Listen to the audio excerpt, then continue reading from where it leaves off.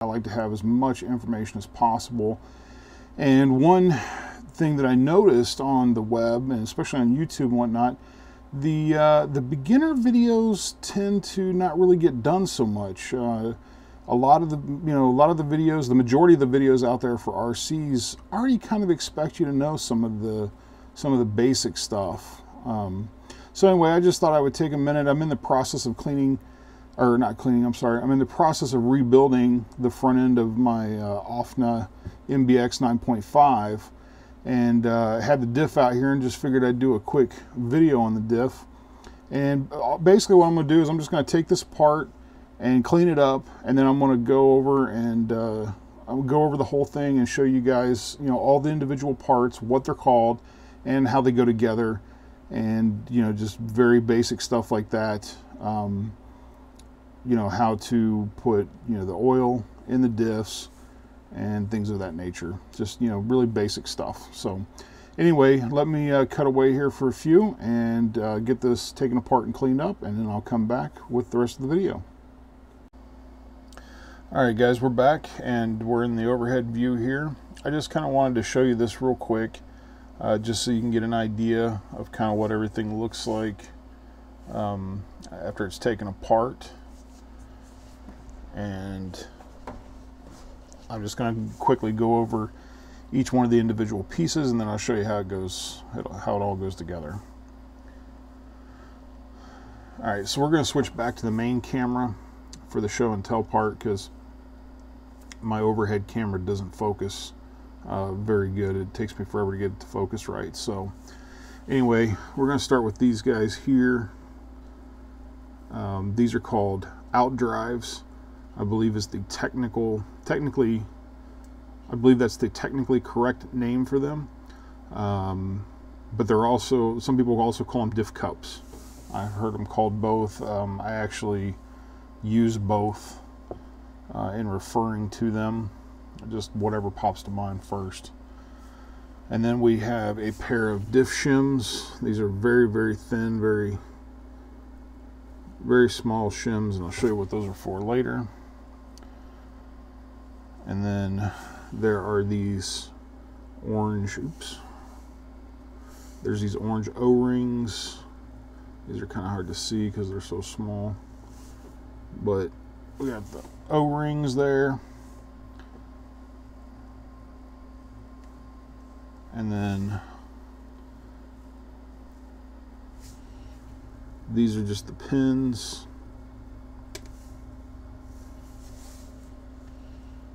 That's the pin there. And then we got bearings. These are going to go basically on the outside of the diff actually, but they're part of the diff. These guys here are called Bevel Gears.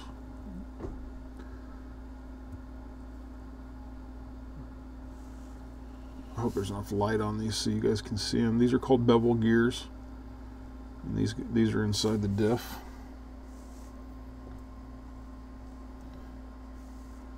And then this right here is called the ring gear, and this is basically one half of this is basically one half of the main part of the diff you see once you take it out of the diff case.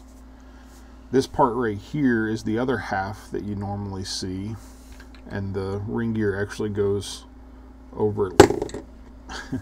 The ring gear actually goes over it like this. This other half here is called the Diff Housing. And then everybody's probably familiar with set screws. There is a set screw in this particular diff.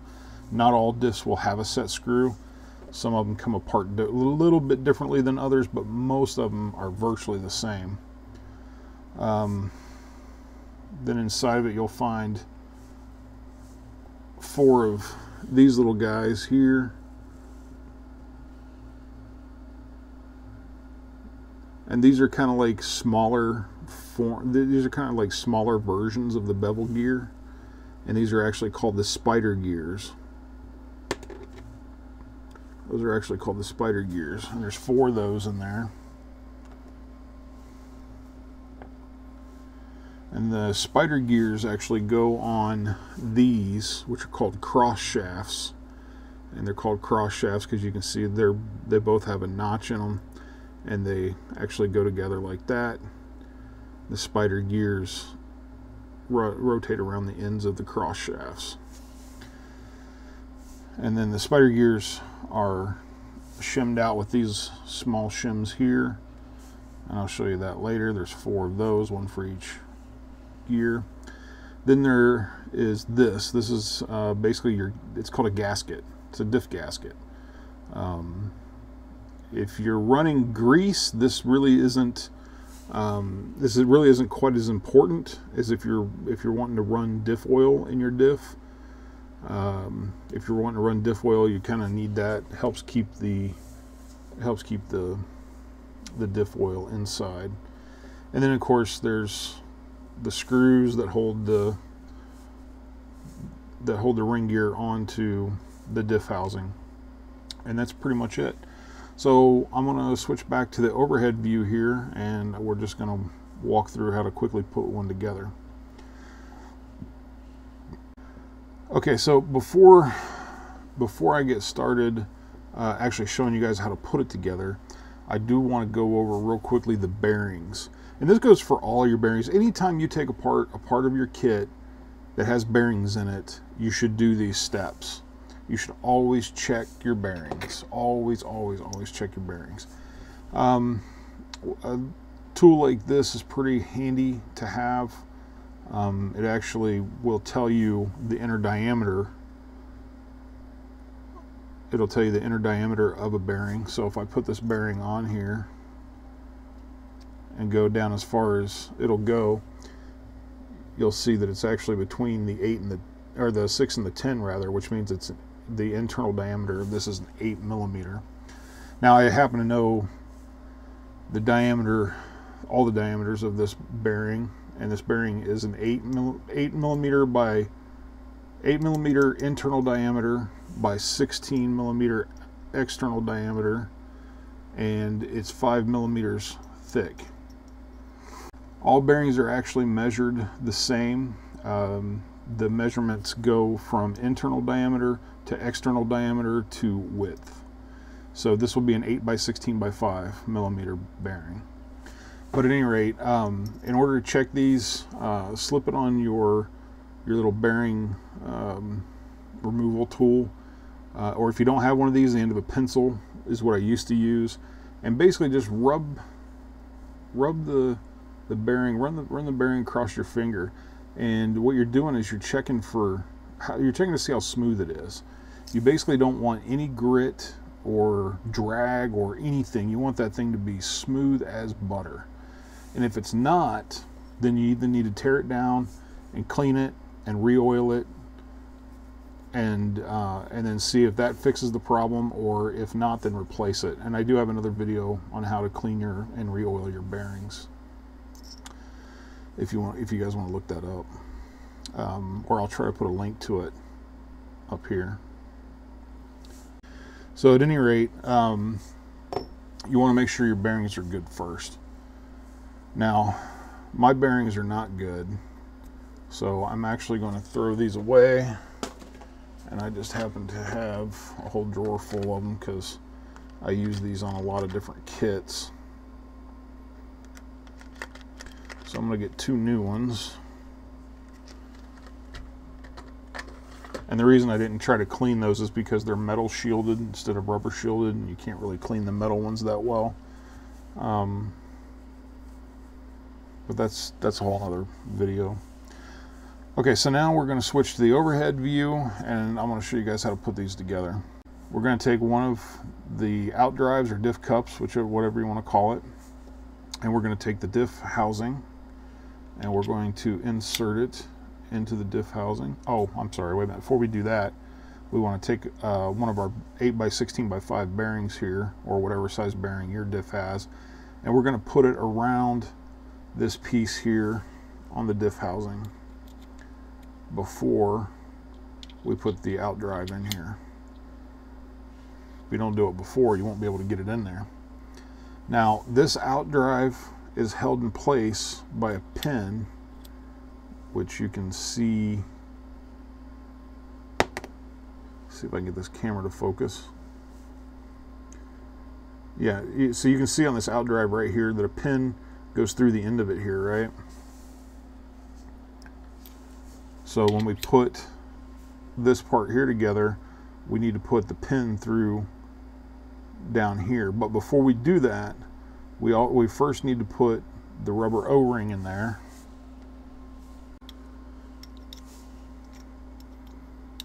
And just kind of tap it down. There's a little recess down there that it kind of sits in. Just tap it down in there a little bit. Just like that. And once you get the O-ring into place, then you take this particular shim here, which is basically, so there's, okay, wait a minute. So there's 3 shims in your kit, or in your diff. There's 3 different shims. This goes over the outdrives. This is the one we're about to use. This is the smaller shim for your spider gears. I just want to point that out so you guys know which shims I'm referring to. So we're going to take this shim here and we're going to put it over the outdrive as well on top, so it covers up the O-ring there. And then we're going to take our pin, and here's one of the very few differences you'll see in diffs, at least diffs of this type. There might be there's other kinds of diffs out there that are actually a lot different than this, but this comprises the vast majority of them. So in order to get this pin in there, some of them will have enough room inside the diff housing to just drop this in there and use a pair of needle nose pliers or whatever and put it into place. This one, however, does not do that. You have to put it in through this hole. So we're going to put our pin in the hole here, and then that'll get it inside the diff housing, and from there, that's where we're going to take our needle nose pliers and get it into place in the hole in the outdrive, just like that. So once we get there, then that's actually covered up by a bevel gear. If you look at the back of your bevel gear, you'll actually see 2 indentations. Those 2 indentations are actually made for the ends of that pin. So this bevel gear basically sits right over top of that pin and will actually lock into place. So now we got this. Now once we got that in there, then what we can do is we need to actually go back and we need to put the set screw. The set screw goes in this hole here where the diff pin goes in. So we actually need to replace, we just need to replace that set screw there. And this particular set screw isn't tightened or anything. You just want to put it in far enough to plug the hole, and so it doesn't stick out. But you don't want to put it in any further than you have to either, because you don't want it to rub on anything inside of here. So now that we got that, now that we got this piece locked into place, essentially, we can set that aside for just a second. And now we can start to put our spider gears in there. So we're going to take one of these cross shafts and we're going to put a spider gear.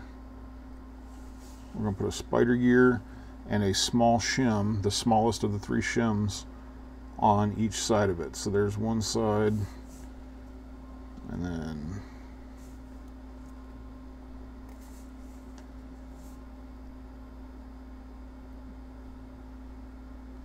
then there's the other side. So once you kind of got that there, if you look again in the diff housing, you'll see how there's basically 4 on each side. There's basically 4 grooves. Those grooves are going to be for the cross shafts. So let's see if I can get a better hold on that. So once we have our spider gear together, I'm just going to go ahead and grab this in the middle so I can hold on to it and this at the same time. and we're just going to drop it right in the slots there.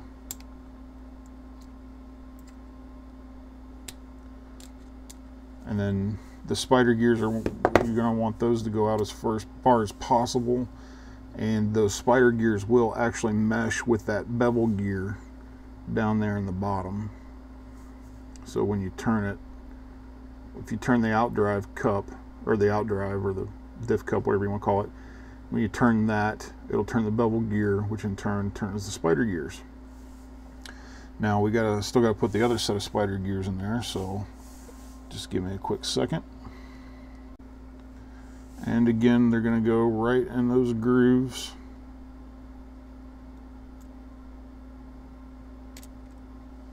And again, they're going to go outside. The two, as you can see there, the two cross shafts are across each other where the little grooves are, and they're all interconnected. So if I spin this outdrive, all the spider gears are spinning. Now, once we get that far, we're going to work with the ring gear side of it now.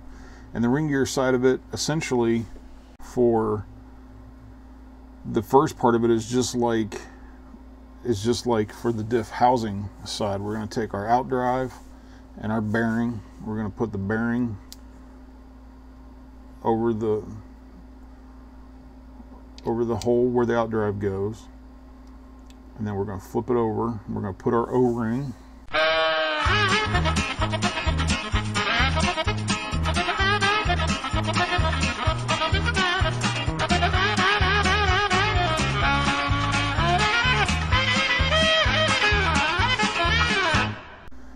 And then we're going to put our bevel gear over it just like that. So that's all, that's just like the other side. And then we do have an extra piece on this side though. We have the gasket, and the gasket's just going to go, it's going to go on the inside of the ring gear around the bevel gear, just like that. Yeah, make sure you line up the screw holes in the gasket with the screw holes in the ring gear. Once you get the gasket in place, then we essentially have the two halves done. We just need to fill it up with some diff fluid. In this particular buggy, I like using 3000 in the front diff. The brand really doesn't matter, so I'm just gonna fill this up real quick. You basically just want to fill this up till it covers the spider gears a bit, like this. And then what I usually do is I usually just slowly spin the outdrive at the bottom so it moves all the gears, and it'll suck all the diff oil down into all the little nooks and crannies and recesses. Once you've done that for a minute, then go ahead and top off the diff again with some more fluid. And you basically want to cover the spider gears. You basically want to make sure the spider gears are covered real well, but you want to make sure you leave room to account for this other ring gear here, because when we put these two halves together, you know, there's got to be enough empty space left in there to accommodate the bevel gear. So that should be good there. I'm gonna go ahead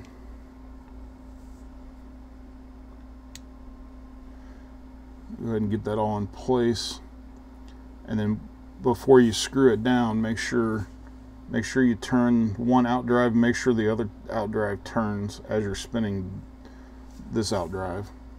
That way you make sure all the gears and everything are together properly. Then we're just going to put our screws in it. Okay, so the next part we're going to do, now this is technically the diff. this is technically the diff right here, but I want to show you guys the rest of it too. There's also the Diff Case, which this is the Diff Case for an OFNA 9.5 MBX. Your diff cases will they'll vary widely, as in very widely. They can look like virtually anything. This just happened to be mine.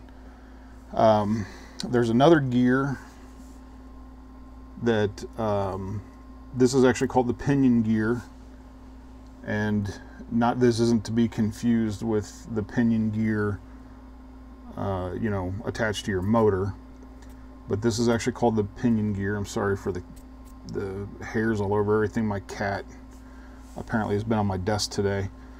But the Pinion Gear here is actually what connects to the ring gear, and it actually spins the ring gear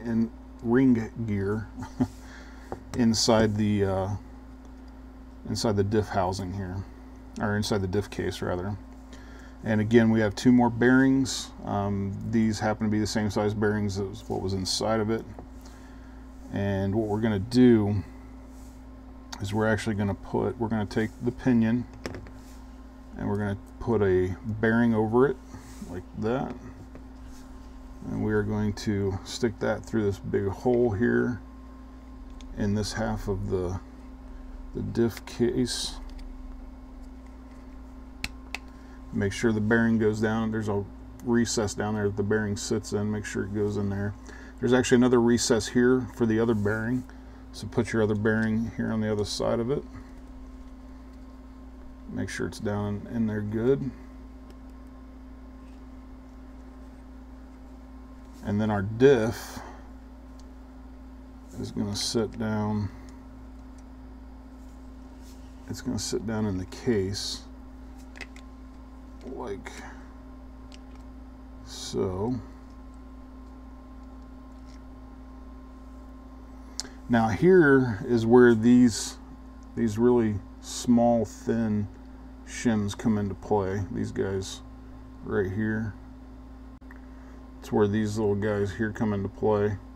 This is actually going to go over the outdrive here, and it's actually going to go, I don't know if you guys can see this, but there's actually a small little groove right here, and you can see the small groove on the other side. That shim's actually going to fit in those grooves. So let me see if I can get it in both sides and get it set in there like it should be, and then I'll show you. There. So this part there's a little tricky, but as you can see, those shims are down inside the little grooves there. This one's kind of sitting sideways, but it's in there. They're kind of flimsy, so they'll straighten up when we put the other half of this on here. And this just goes on top like so. And oh, I forgot, before I'll take this back apart and do this, but before you actually put the two halves of the diff case on here, you actually want to take this part, you basically want to take the entire ring gear and the pinion gear in there and cover it in grease. And I prefer Mobil 1 synthetic automotive grease. Really any kind of automotive grease, or really just about any kind of grease period, will work. But I find that automotive grease, I think, works best, and I find the synthetic stuff, and I'll throw a picture up right here for you guys so you can see exactly what I use. I think the synthetic stuff is a lot smoother. It's smooth like butter, man. I mean, it really does have it almost has the consistency of butter. So I really like this stuff. It's a lot easier to work with. You don't need high temp gear, or I'm sorry, you don't need high temp grease or anything like that. Just normal, plain, even the cheapest automotive grease will work. If you want to work with something a little nicer, spend a couple extra dollars and get the synthetic stuff. At any rate, that's pretty much it for this video.